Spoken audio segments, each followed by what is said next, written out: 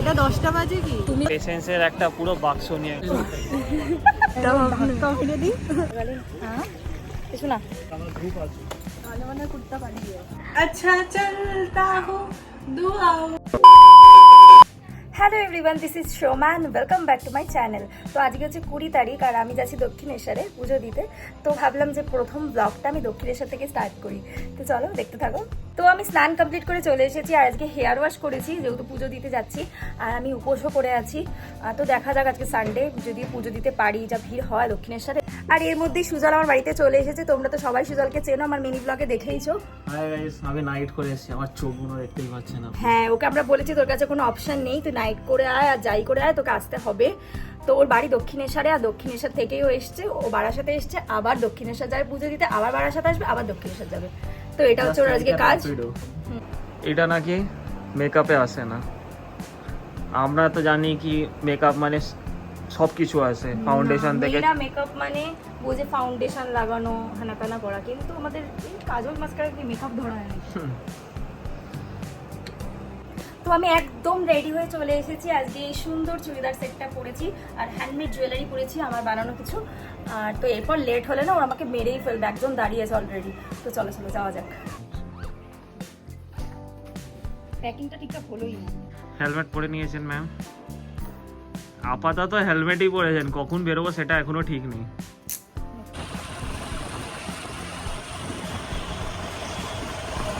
এটা কি 10টা বাজে?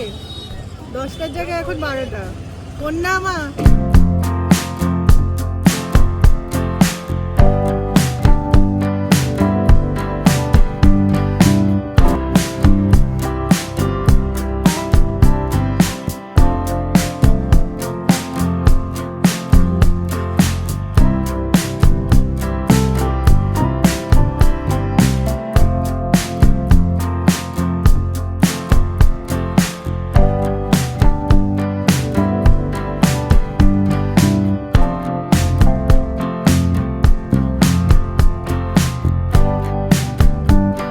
মোটামুটি 45 মিনিট মতো সময় লেগেছিল আমাদের দক্ষিণেশ্বর পৌঁছতে, যেহেতু সানডে রাস্তা তো ফাঁকা ছিল, কিন্তু দক্ষিণেশ্বরের মায়ের মন্দির কিন্তু কোনোদিনই ফাঁকা থাকে না। তেমনটাই দেখলাম, ভিড় মোটামুটি ছিল, অতটাও ছিল না।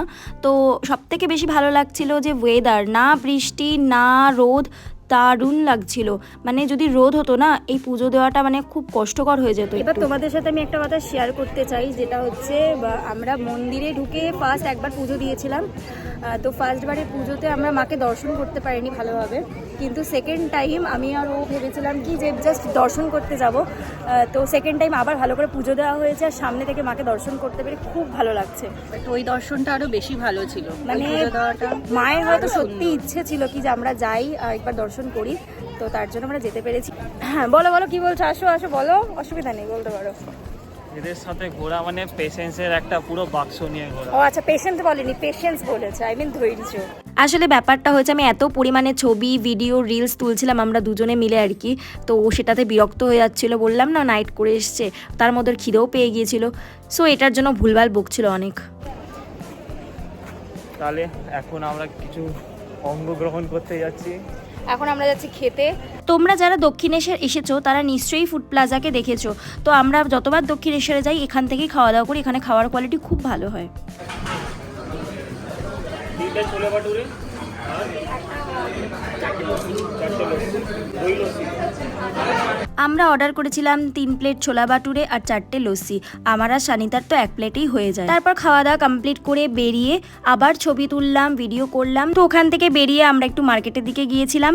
আমাদের মহাদেব নেওয়ার ছিল, আমাদের সাথে যে আরেকজন ছিল তার বাড়িতে প্রতিষ্ঠিত হবে, তাই কিছু পার্সোনাল রিজনের জন্য তাকে ভিডিওতে আনতে পারছি না। দেন মার্কেটে ঢুকে এতটাই টায়ার্ড হয়ে গেছিলাম, এক একটা দোকানে এক এক রকম দাম বলছিল।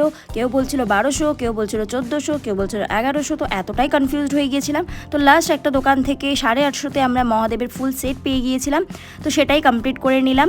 দেন ওখানে বসে ডিসাইড হলো বেলুড় মঠ যাবো। তো বেরোনোর পথে আমি তিলকটা খুব খুঁজছিলাম, তো প্রথম দিকে পাইনি, তো বেরোনোর পথে পেয়ে গেছিলাম, তাই পরে নিয়েছিলাম। তো আমরা দক্ষিণেশ্বর থেকে এখন বেলুড় মঠ যাবো ভেবেছিলাম, কিন্তু ওখানে দেরি হওয়ার কারণে আর যেতে পারছি না।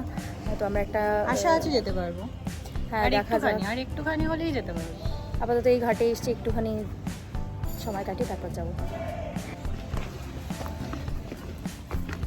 বসার মতো জায়গা আছে কোথাও ওখানে?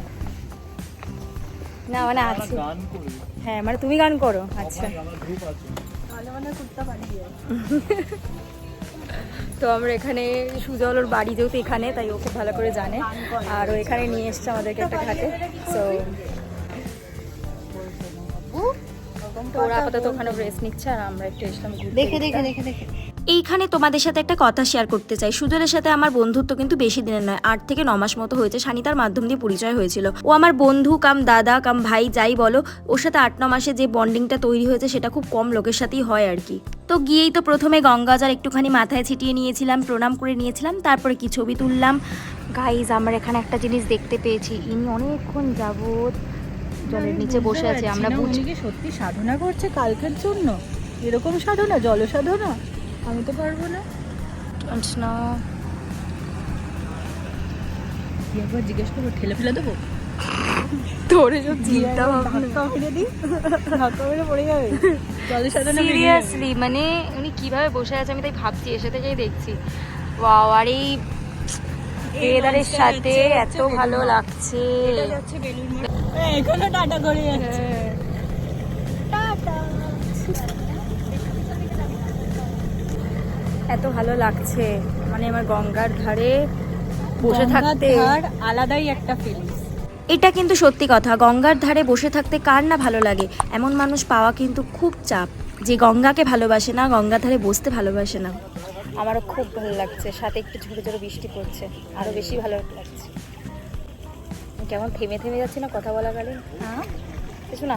আমরা এখন এখান থেকে বেরিয়ে যাচ্ছি, আর কারণ আমার 7টার মধ্যে বাড়িতে ফিরতে হবে, একটা কাজে চলে এসছে।